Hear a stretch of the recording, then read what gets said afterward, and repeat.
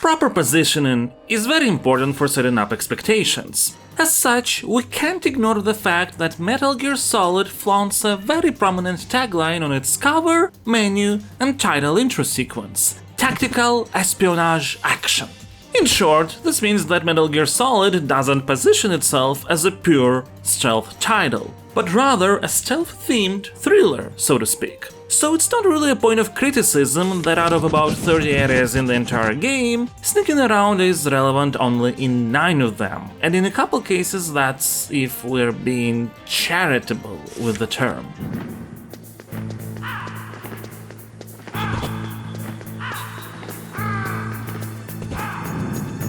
Which means it is a point of criticism that these 9 areas barely make any use of the pretty advanced stealth mechanics that Metal Gear Solid does have. A great example is the guard's ability to see and follow footprints in the snow. There is a whole mission in the VR training section dedicated to teaching the mechanic, making it seem like it's important. And yet, in the game proper, there is literally only one little segment of a map where this mechanic is relevant.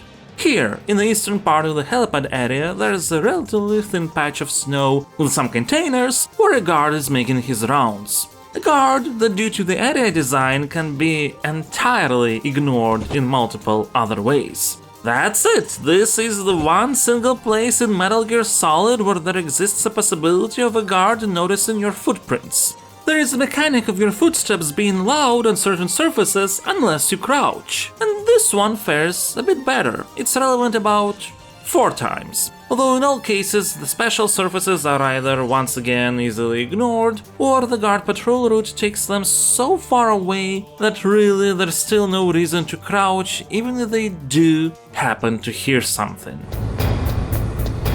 Huh? What was that noise? Speaking of sound, Metal Gear Solid has an entire mechanic of knocking on walls to attract guards. Patrol route manipulation is a great tool for sneaking, but it's an absolutely pointless mechanic in the context of how the game's stealth areas and guard routes are designed. Most of the time, guards just walk in a circular pattern, sometimes in a linear back and forth, but in all cases it's much more straightforward to just avoid them than to try luring to a different position. One would think that maybe distractions would somehow be relevant with sleeping guards. For example, in the previously mentioned helipad area, one of the 2 ventilation shafts we can enter to continue has one such guard right in front of it. Not only is he too far away to be properly lured out by any sound, but also to avoid him and the surveillance camera above, it's enough to just crawl behind him.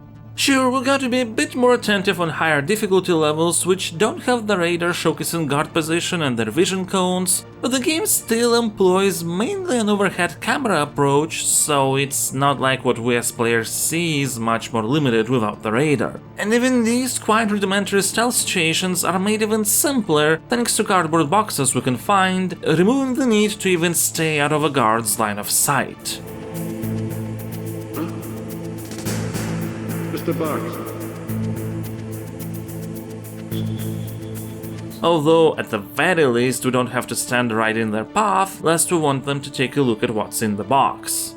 In its intro cinematic, Metal Gear Solid makes a big deal of sending our protagonist Solid Snake into a solo infiltration mission. When we save the game, we often receive advice on how we're outnumbered and should resort to stealth rather than open combat. And it is true that in these stealth areas, getting noticed activates alert phase, which sends unlimited guards at us unless we break line of sight and try to hide. I suppose it helps with the illusion of the game being one large stealth operation that most of the areas where sneaking is relevant are closer to the beginning. But that's what it is, an illusion. There's far more boss battles and action segments than there are stealth ones in this game.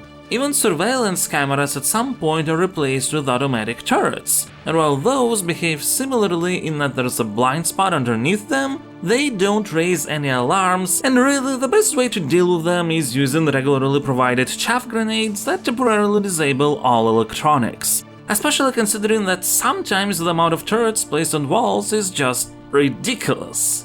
In terms of foundation, Metal Gear Solid has an array of fantastic mechanics out of which it can build an elaborate stealth game. Only calling these mechanics severely underutilized is an understatement. As a result, the few stealth areas that are present feel like a tutorial at best, which is fine for the first segments of the game. That's really what they should be. Only with how quickly Metal Gear Solid switches gears towards action and set pieces, there is nothing that builds upon these tutorials. So while Metal Gear Solid does have stealth in it, aesthetically it's a stealth game far more than it actually is design-wise.